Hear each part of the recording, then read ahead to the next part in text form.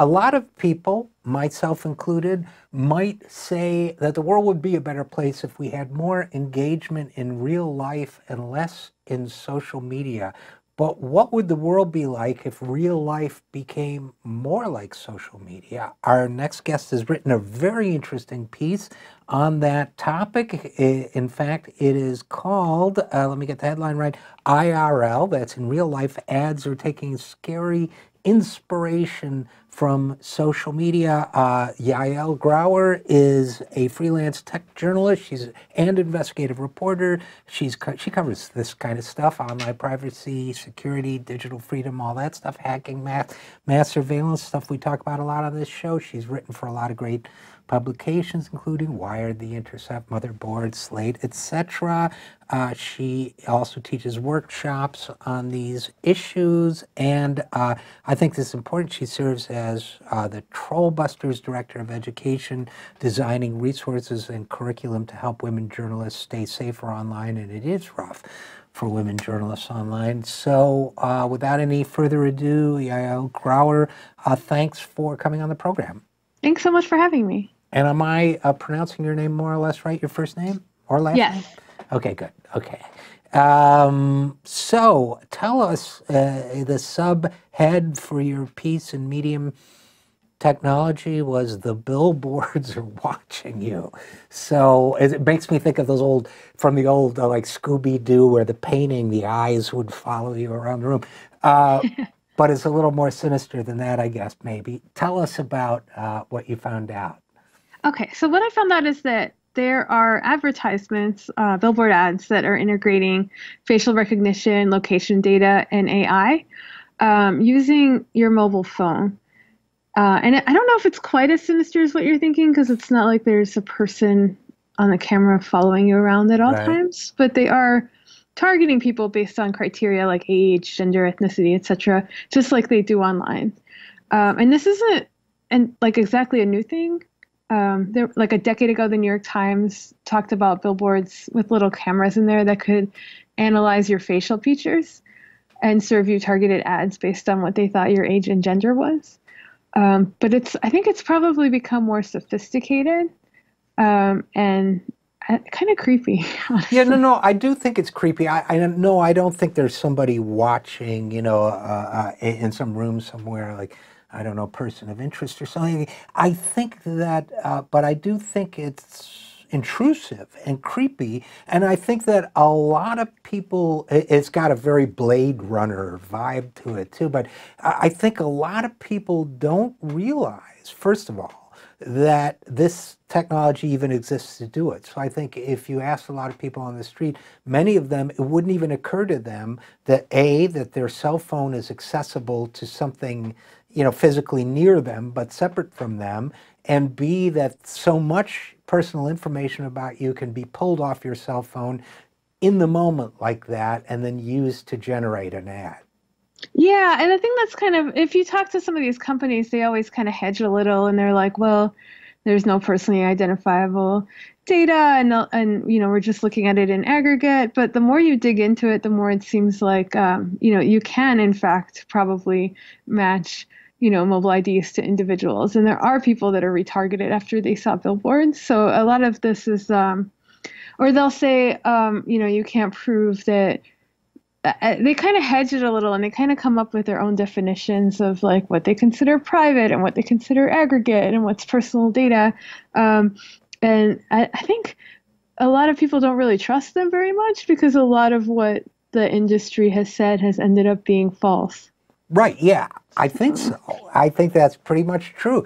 And we're seeing that now just this week with the release of the emails that were obtained in Europe or in Great Britain from Facebook. It's really have to do with somewhat different issues in those cases, but I think it's become accepted that maybe tech companies are not telling us the truth all the time, number one. And number two, I guess I would say that it seems to me that the fact that even if it's true, even if they are, for example, choosing not to pull personal identifier information at this moment, and are instead keeping to general demographics, age, raise. First of all, that's doesn't feel right. And I think there should be a national discussion about whether that is right. And secondly, the fact that they're not doing it now doesn't mean that they couldn't do it at some point in the future, right? Right, yeah, and exactly. And there's also there's been cases like I talked about REI in the article where they uploaded their own customer information through data management companies, so they were able to get, they can tell what locations do those customers frequent, how often do they walk into stores. And I think a lot of these companies do have these really long privacy policies that you can sort through, and they'll say like, oh, you can opt out, but if you want your old data opted out, you have to send a different email and go through these other companies that we partner with, and we're not responsible for XYZ. And it just gets really tricky. So I'm always a little wary when companies say like, we don't have PII, because that doesn't necessarily mean that it can't be combined with other information to get that PII if they decide that it's valuable. And also because a lot of companies talk about their easy opt-out policies, but when you dig into it, it doesn't really seem that easy. Well, and a lot of times they don't really opt you. Well, no, I wouldn't say a lot of times, but there's recorded times that they haven't done that. I guess, and PII, I assume means personally identifying information or something like that? Right, yeah, personally. And there's different definitions of it. I think the EU has a different definition than the US. So what people consider personally identifiable information, like for example, is the mobile ID on your phone PII? Like I think in the EU it is, and in the US it isn't, And so yeah, it gets really tricky because they're not using, it's not like they're using HIPAA, like medical privacy laws to decide, what is considered identifiable and how hard is it to associate people with that data that you have separated. So it's kind of unclear. So that's the interesting thing about this, is that I feel like there's very little transparency from the companies. Like they're very vague about what they're actually doing and how and who they're working with. And yet they have all this data about people. And they want us to trust them. Right. Now let's talk a little bit about, just for a moment, I don't want to get overly technical, but how do they do this? What sort of technology are they using to pull this information from one's phone? Well, if you think of it like it's actually kind of similar to trackers on mobile apps where users don't really know who they're giving their data to or what that data is. But there's like mobile ID numbers that are associated with your phone. And so obviously these companies want to they want to know which billboard locations are the most effective and which demographics to target. So they'll, and then these companies kind of run it through. It's hard to kind of break down because there's a lot of moving parts and different people that are doing different things. And they all will say like, well, we don't do location data. We just do XYZ. Right. So it's not entirely clear. There's sort of like a black box of how exactly things are happening. But one thing I did notice that I thought was interesting was people were like, oh, we only give this information to companies in aggregate. And I'm like, what if you want to retarget somebody? What if like I saw somebody in my demographic saw a billboard and you want to retarget me on my phone with an ad to get me to go to a store that's nearby that, was also on the billboard. And then if companies do that, then they get the mobile IDs of anybody who like clicked on that ad.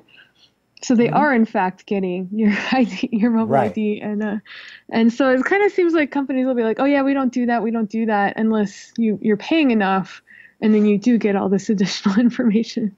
Well, in other words, they do it, and the rest. Right. Yeah. I mean, there's a whole industry behind linking, your physical world information that you have with the actual brick and mortar businesses you're visiting in real time, because they want a piece of that pie. So they're going to take, I think advertisers, I would argue, would take any window of technology, anything that they can to make money off that data.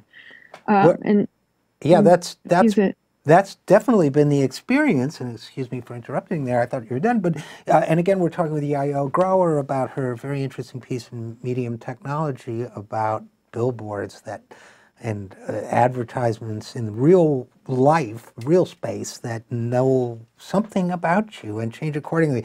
Let's talk about some examples, okay? Because I think during this year's Fashion Week in New York City, You write a digital billboard ad for New Balance used AI technology to detect and highlight pedestrians wearing quote unquote exceptional outfits. Talk about a subjective, I didn't click on your link, I have to confess, but talk about a subjective assessment. I think this is not exceptional, what I'm wearing, because I wear it every day, basically, some variation of it. But, you know, that's what made me think of Blade Runner, you know, the scene where the ads where, you know, the sort of 3D hologram seems to know who you are. And a billboard, you also write a billboard advertisement for the Chevy Malibu recently targeted drivers on Interstate 88 in Chicago, and you're from Chicago, I understand, by identifying the brand of vehicle they were driving, then serving ads touting its own features in comparison. So they were actually basically, I guess, saying your car stinks compared to ours. Hey, you in that crappy Hyundai, you should be getting a Chevy Malibu. And Badoo, a Manchester startup that admits it was inspired by Minority Report, I guess they didn't realize that Minority Report is a dystopian future, is using facial recognition to serve ads through its billboards. So what does it recognize facially?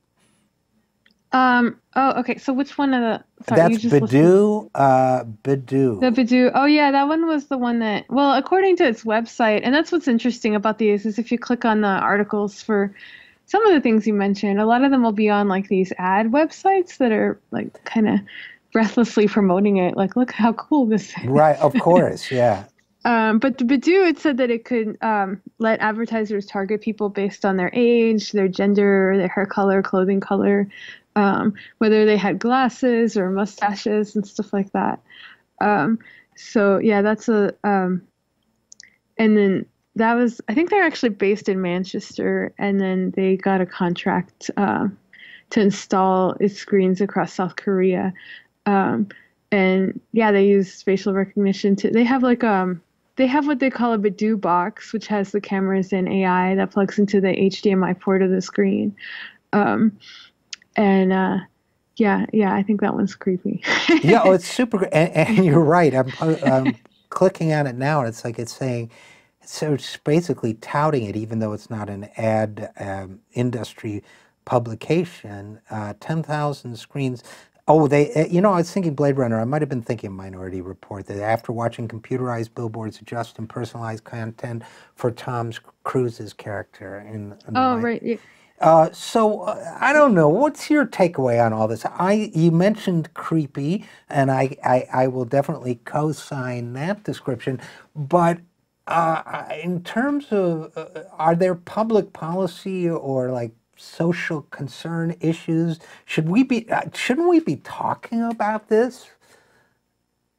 I mean, I think so. I think it's important.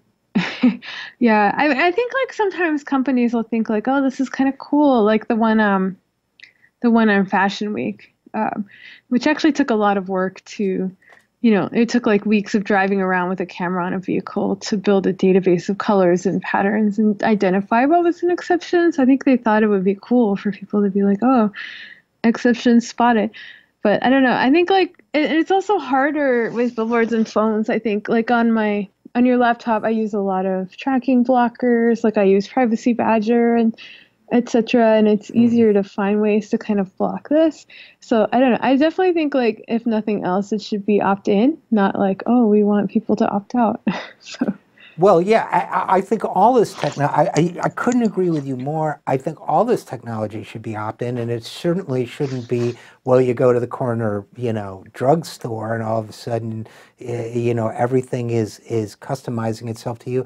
I'm capable, like you, I think you probably are, of holding two thoughts in my head at one time. One, that I admire the ingenuity that went into creating that, and I kind of think we should put the brakes on this and have a conversation as a society about how this stuff ought to work. I mean, the money quote for me in all the links that you provided is Barry Frey, president and CEO of the Digital Place-Based Advertising Association. They even have their own association, I guess.